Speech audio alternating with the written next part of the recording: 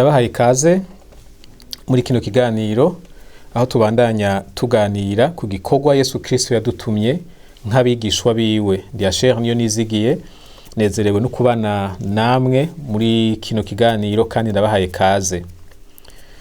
Muravyibuka yuko twaganiriye ku catumye Imana iturema, turabona ko yashaka ko tuganza ivyaremwe, ni ikintu nyamukuru cane kigaragara. Ico twarakirenganye, ubuheruka twaravuganye ku ijambo rikomeye gose, ku itegeko rivuga ngo Yesu yategetse abamwizera ahereye ku bigishwa biwe ba mbere kugenda hirya no hino bahindure amahanga abe abigishwa, bavuga ubutumwa, babatiza abizeye kandi ngo babigishe gushira mu ngiro ivyo yari yarabigishije. Twarabisomye muri Matayo 28 guhera kuri 16 gushika ku murongo wa 20, aho twabonye Yesu amaze kuzuka yahuye n'abigishwa biwe ku musozi ngo uri Galilaya. Yari yarabibabwiye imbere yuko apfa ko ariho bazohurira, maze ngo barahahurira. Akibashikiriye arababwira ati jewe nahawe ububasha bwose mw'ijuru no mw'isi, kubera iyo mvo rero ndabatumye nimugende muhindura amahanga yose abigishwa, mubabatiza mu izina rya Data wa twese n'iry'Umwana n'irya Mpwemu Yera, hanyuma mubigishe kwitondera ivyo nabageze vyose. Yarangije avuga ngo ndi kumwe namwe imisi yose gushika ku muhero w'isi. Ibi nivyo tumaze kubona. Twarabonye yuko muri ano majambo, duhereye ku kuntu Yesu yidondoye, ari amajambo yo gushira ku mutima cane. Yabanje kugaragaza ububasha afise. Mwese murabizi burya uburemerezi bw'itegeko buvana n'uwuritanze. Hariho amajambo umuntu atabubasha afise avuga akijana kuko atabubasha nyene afise. Ariko uwundi asanzwe afise ububasha bwo gutegeka asubiyemwo ya majambo nyene, abantu bose bagaca bagenda bakabikora. Murumva rero yuko umuntu avuze ngo nahawe ububasha bwose mw'ijuru no mw'isi, akaba ari vyaherako ijambo ryose akurikiza ayo majambo ni ryo guha agaciro. Si rivuzwe n'uwo ari we wese, rivuzwe n'umwami w'abami. Twarabonye kandi yuko iri tegeko kurishira mu ngiro biradusaba gukorana nawe. Yavuze ngo ndi kumwe namwe. Aratuzi, arazi ko atavyo twoshobora, arazi ko isi igoye, arazi ko irimo ingorane nyinshi. Turamukeneye hafi yacu kugira ngo aturemeshe, aho gushira umutima ku ngorane tubona hirya no hino, ahubwo dushira umutima cane kuri we, maze biduha intege, biduha inkomezi zo gukora ico yadutumye. Igikorwa nyezina rero yadutumye, naravuze ko uyu munsi tukivugana ko muri kino cigwa, kuko nico turiko turasotera. Twarahereye ku bigikikije, harageze ko tukivuganako. Iki gikorwa akivuga mu buryo butatu, no kuvuga agiha ibice bitatu, kandi ni vyiza yuko dutahura igice kimwe kimwe, hanyuma tukumva ingene ivyo bice bihana. Igice ca mbere yavuze ngo nimugende muhindura amahanga yose abigishwa. Amahanga mu Gifaransa nibyo bita les nations. Kenshi ihanga usanga ari n'igihugu. Nk'u Burundi tugize kubihanga tukagira kuba igihugu. Igikorwa Yesu yadutumye gukora ntikigarukira mu rusengero, ntikigarukira mu gusenga no mu kwisonzesha kwacu gusa. Ni igikorwa gifise ico gihindura mu buzima bw'ibihugu. Ico nzokigaruka ko tukinoganze kuko ni ikintu gikomeye gose dukwiye gutahura nk'abana b'Imana. Igikorwa ca kabiri yabatumye yavuze ngo nimugende mubatize abantu mu izina ry'Imana Data na ry'Imana Mwana n'Imana Mpwemu Yera. Uku kuntu Yesu yabishize hamwe, Data, Yesu na Mpwemu Yera, biragaragara yuko ubutatu ari ukuri. Hariho abantu batumva ko Imana iri mu butatu, bafatiye ku ruhande rumwe bagafatira ku kuntu umenga ntivyumvikana ingene Imana ibimwe ikongera ikaba mu butatu, ugacumenga ni Imana zitatu. Mugabo murabona uku kuntu Yesu yabivuze, Imana yavuze Data wa twese, mu izina rya Data wa twese, mu izina ry'Umwana no mu izina rya Mpwemu Yera. Uku kuntu yabifatanije. Sico cigwa dutumbereye, ariko ni vyiza yuko iyo dusonye amajambo tuza turabona ikintu kiriko kiraba. Kubatiza bisaba ko abantu babwiga ubutumwa, babwiga ijambo ry'Imana, bakizera, bakihana, maze bakabona kubatizwa. Ivyo tuzobijamwo neza mu cigwa gikurikira. Ica gatatu ni ukwigisha abizeye babandi babatijwe, bamwe bemera kwakira agakiza. Ni ukubigisha gukora ivyo Yesu yigishije vyose. Aha naho nahandi hantu hakomeye cyane mu buzima bwacu. Ibi bintu rero bitatu bigize kino gikorwa naho bitondetse gutya, nashaka mu nyemerere duhindura urutonde rwavyo mu rukurikirane rw'ingene tuzobiraba mw'idonido. Duhere kuri iki cyo kubatiza kuko nico kiza imbere. Umuntu arabwiga ubutumwa akizera hanyuma akabatizwa. Amaze kwinjira mu ishengero arigishwa ijambo ry'Imana n'ingene rishira mu ngiro. Iyo abantu bigishijwe gushira mu ngiro ijambo ry'Imana niho bashobora guhindura igihugu cabo. Nugo rutonde nzobikurikiranyamwo mu vyigwa bikurikira. Ngarutse rero kuri iki gikorwa, navuze ko Yesu yadutumye igikorwa kigizwe n'ibintu bitatu: kubatiza abizeye, kubigisha gukora ivyo yigishije, kubishira mu ngiro, hamwe no guhindura amahanga akaba bigishwa. Iki gikorwa ntigihindura ca gikorwa ca mbere co kuganza ivyaremwe. Nivyo biratandukanye ariko kandi biruzuzanya kandi vyose biraturaba.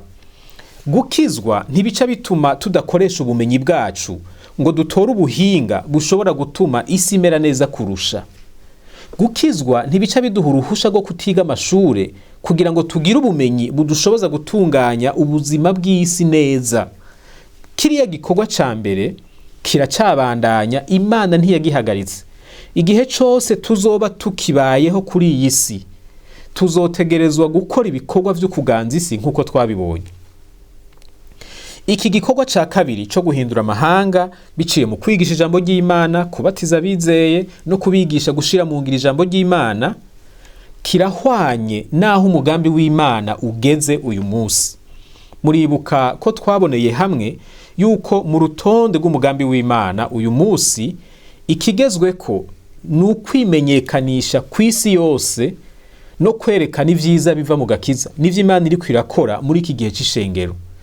Kuvuga ubutumwa abantu bagakizwa bagahinduka, maze abatarakizwa bakabona ivyiza bituruka mu gakiza, ari navyo bica bizana kuri kwa guhinduka kw'ibihugu.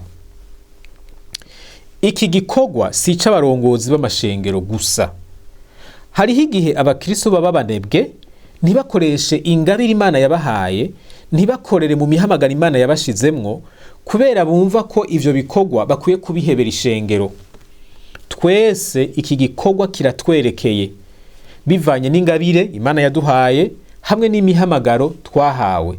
Ariko nk'uko tuzobibona, iki gikorwa co kuvuga ubutumwa no kubatiza abizeye gikwiye gukorerwa mu ishengero.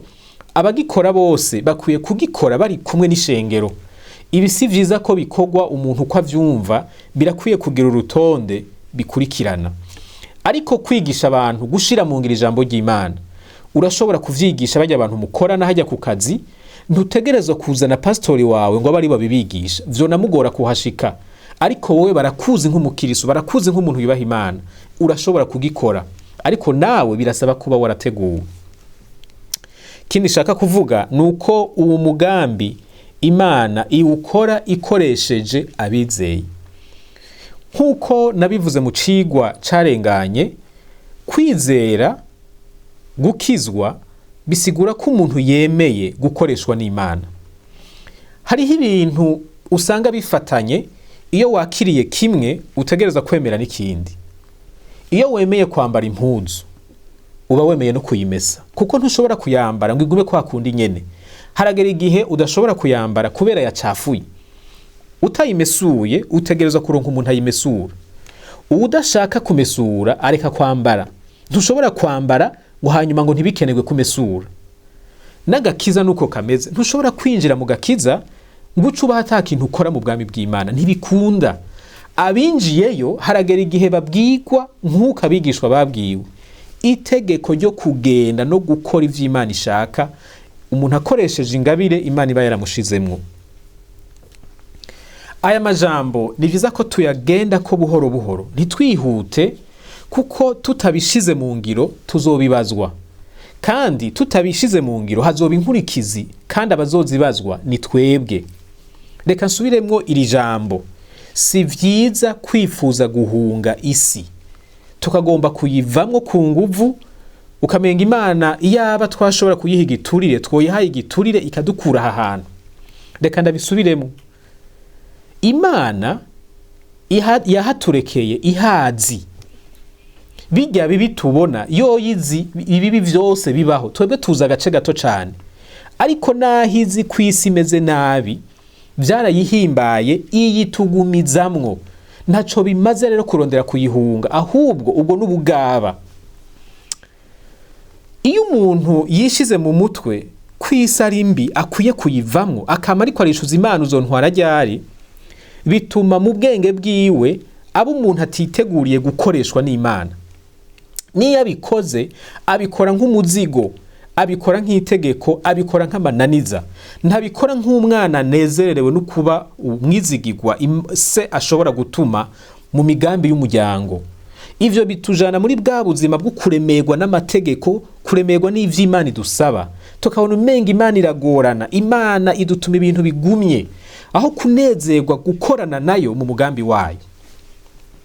Birashobora kandi gutuma twumva ko Imana itadukunda, kuko tubona umenga iturekera ahantu habi kandi yari ifise ahandi hantu heza ishobora kutujana. Ivyo kutujanayo navyo nyene biri mu mugambi wayo, ariko si twebwe dushinga ibihe Imana izobikorera. Itaratujana ibishaka ko tugira ico dukoze tukiri hano ku isi, kuko igikorwa kirahari kandi nkuko tuzogera turabibona ni igikorwa kinini, twese turakenewe muri uwo mugambi w'Imana. None rero Imana iracagukeneye kuri ino si.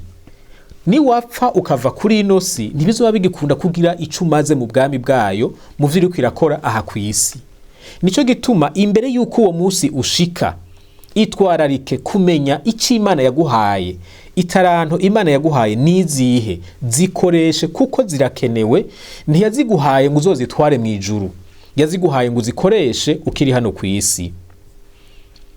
Ndabatera intege ngo mugire umwete wo gutahura umugambi w'Imana kuri ino si, no kumenya ikibanza canyu, no kukijamwo, no gukora ibikwiriye, kugira ngo muzove muri ino si muvuga nka Pawulo yavuga ngo narangije urugendo, nagwanye intambara nziza. Uwurangiza urugendo n'uwarugiyemwo. Ataco twakoze bizotugora kuvuga iryo jambo, kandi kumbure n'Imana izotubaza iti none kuje vya bintu nagukora wabitumye nde? Ko ari wewe nari nabitumye.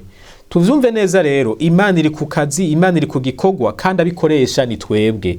Isi uko yomera kose ntaco bitwaye, yaremeye ko ari kumwe natwe.